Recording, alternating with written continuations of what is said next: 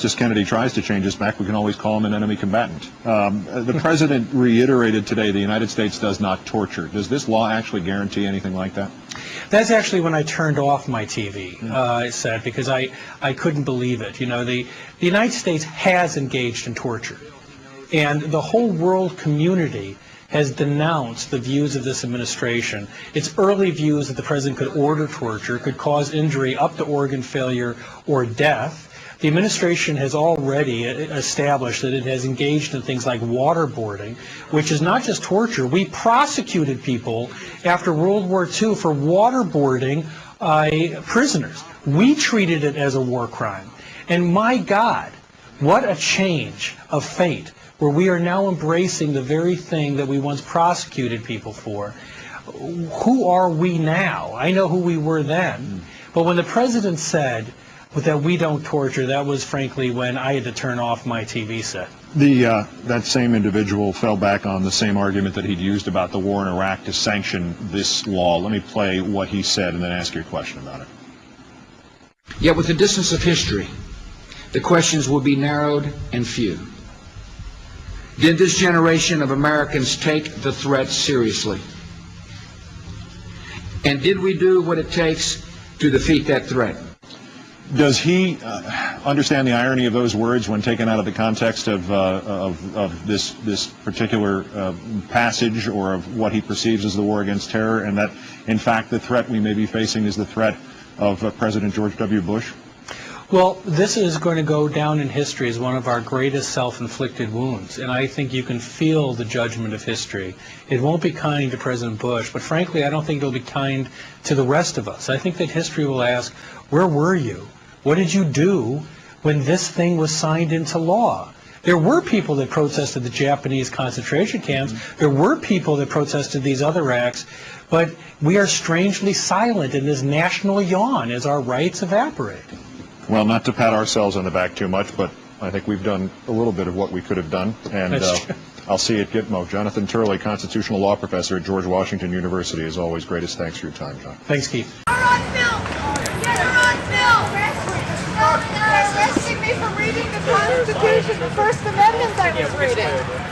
The right of free speech and free assembly. They arrested me for reading the Constitution. That's insane. It's not closed off. That they're.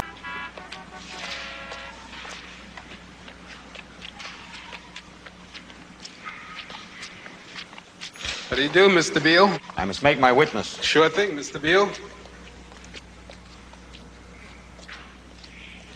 Oil ministers of the OPEC nations meeting in Vienna still haven't decided how much more to increase the price of oil next Wednesday. Ready, VTA? Yeah. Iran and okay, he came in the building about 5 minutes ago. Well, VTA. Tell Snowden when he comes in. 9, 8, 7, They just 6, 10%. 5, More on 4, that story from 3, Edward Berry 2, in Vienna. 1. VTA. This has been the most divisive meeting the oil states have ever had. The 13 nations of OPEC have still not been able to decide by how much to increase the price of oil. Saudi Arabia... How much time we got? Yesterday, for further consultations with his government, he returned to the Vienna... This is Ed Fletcher in Vienna. Take 2, Q Howard. I don't have to tell you things are bad. Everybody knows things are bad. It's a depression. Everybody's out of work or scared of losing their job. The dollar buys a nickel's worth. Banks are going bust. Shopkeepers keep a gun under the counter. Punks are running wild in the street. There's nobody anywhere who seems to know what to do, and there's no end to it. We know the air is unfit to breathe and our food is unfit to eat. We sit watching our TVs while some local newscaster tells us that today we had 15 homicides and 63 violent crimes, as if that's the way it's supposed to be. We know things are bad, worse than bad. They're crazy. It's like everything everywhere is going crazy, so we don't go out anymore. We sit in the house, and slowly the world we're living in is getting smaller, and all we say is, please, at least leave us alone in our living rooms. Let me have my toaster and my TV and my steel-belted radios, and I won't say anything. Just leave us alone. Well, I'm not going to leave you alone. I want you to get mad. I don't want you to protest. I don't want you to riot. I don't want you to write to your congressman because I wouldn't know what to tell you to write. I don't know what to do about the depression and the inflation and the Russians and the crime in the street. All I know is that first, you've got to get mad. You've got to say, I'm a human being. God damn it. My life has value. So, I want you to get up now. I want all of you to get up out of your chairs. I want you to get up right now and go to the window, open it, and stick your head out and yell, I'm as mad as hell, and I'm not going to take this anymore. I want you to get up right now. Get up, go to your windows, open them, and stick your head out and yell, I'm as mad as hell, and I'm not going to take this anymore. Things have got to change. How many stations does this go out? You've got to get mad. 67. Say, I know it goes to Louisville and Atlanta. I'm not going to take this anymore. Then we'll figure out what to do about the depression and the inflation and the oil crisis. But first, get up out of your chairs, open the window, stick your head out and yell, and say, I'm as mad as hell, and I'm not going to take this anymore. Who are you talking to, Herb? CGG, Atlanta. Are they yelling in Atlanta, Herb? Are they yelling in Atlanta, Ted? But first, you've got to get mad. You've got to say, I'm as mad as hell, and I'm not going to take this anymore. They're yelling in Baton Rouge. Get up out of your chair. Son of a bitch!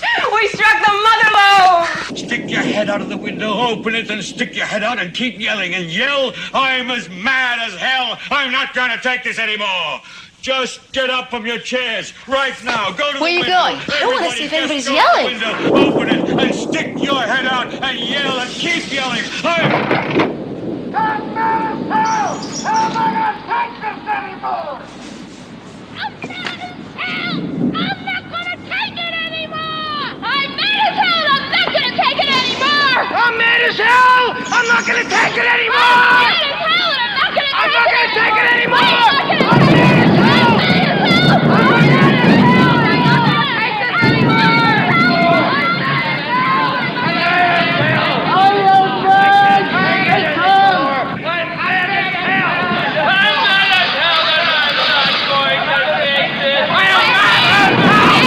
I'm not gonna take this anymore!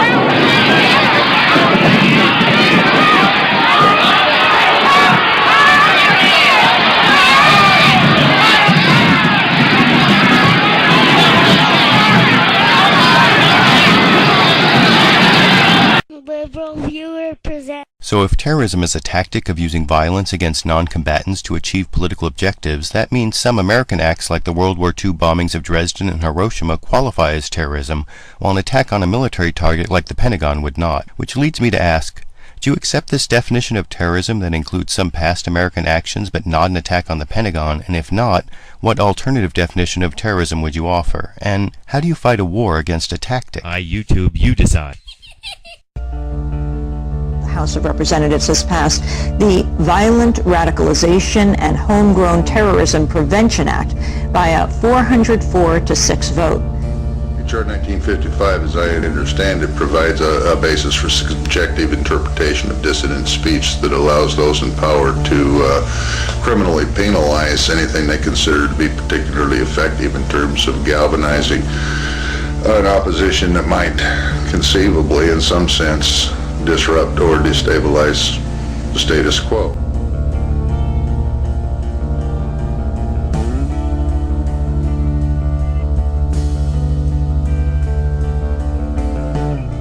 When I looked up the word force in the online dictionary, there were a few definitions that put the word in perspective in relation to the definition of homegrown terrorism as given in H.R. 1955. The Violent Radicalization and Homegrown Terrorism Prevention Act of 2007. To put it plainly, the definitions of force in this context were frightening. Section 899A3 of the bill defines homegrown terrorism as a term meaning the use, planned use, or threatened use of force or violence by a group or individual born, raised, or based within the United States to intimidate or coerce the United States government, its population, or any segment thereof in furtherance of political or social objectives. The very first thing I noticed when I read this passage of the bill was that the words force and violence were separated by or, meaning that they're